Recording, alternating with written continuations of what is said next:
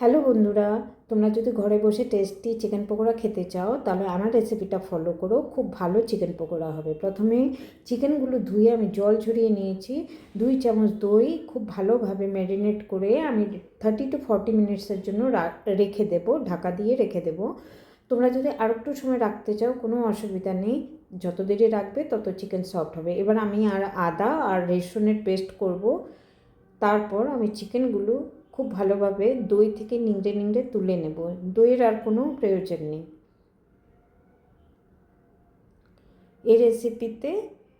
পেঁয়াজের কোনো প্রয়োজন নেই। পরে যদি তোমরা উপর থেকে স্যালাড হিসাবে পেঁয়াজ খেতে চাও সেটা ভালো, শুধু আদা আর রসুনের পেস্টেরই প্রয়োজন।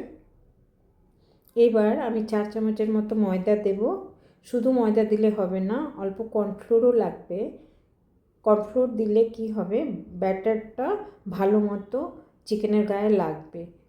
আমার চিকেন অল্প, আমি 2 চামচের মতো কর্নফ্লোর দেবো, খুব বেশি দেবো না। তোমাদের যদি চিকেন বেশি থাকে সব জিনিসের পরিমাণ বাড়িয়ে দেবে।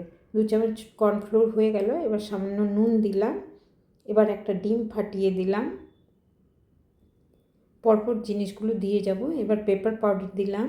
এবার গরম মশলা গুঁড়ো দেবো একটু, আদা রসুনের পেস্টটা দিয়ে দিচ্ছি, একটু হলুদ গুঁড়ো, একটু লঙ্কার গুঁড়ো, আর আমি সামান্য জিরে গুঁড়ো দিচ্ছি। জিরে গুঁড়োর এমন কোনো প্রয়োজন নেই, না দিলেও সেম টেস্ট আসবে। আমি জাস্ট মনের শান্তির জন্য দেই। খুব ভালোভাবে মাখিয়ে নেব। আমি কড়াইতে তেল গরম হতে দিয়েছি। পকোড়াগুলো কিন্তু একসাথে কখনোই ছাড়বো না, এক একটা করে ছাড়বো, তাতে একটা পকোড়ার গায়ে আরেকটা লাগবে না। জাস্ট 1 সেকেন্ড পর পর। তেল তো গরম আছে, আমি এইভাবে, তেল অনেকটাই আছে, ভিডিওতে অত ভালো বোঝা যাচ্ছে না। আমার একবারেই সব চিকেনে এসে যাবে। তোমাদের যদি চিকেন বেশি থাকে একবারে করতে যেও না, পকোড়া নষ্ট হয়ে যাবে। সব পকোড়া আমি তেলের মধ্যে, চিকেনগুলো পকোড়ার জন্য তেলের মধ্যে ছেড়ে দিলাম। এবার এক পিঠ যখন খুব ভালোভাবে হয়ে যাবে তখন আমি উল্টে দেব। হয়ে এসেছে এক পিঠ, কালার দেখলেই বুঝবে। এবার আমি গোল গোল ঘুরিয়ে মিডিয়াম ফ্লেমে নাড়তে থাকি, তাহলে সব দিকটা সমানভাবে হয়। বেশি সময় লাগে না। পিসগুলো ছোট রাখবে যাতে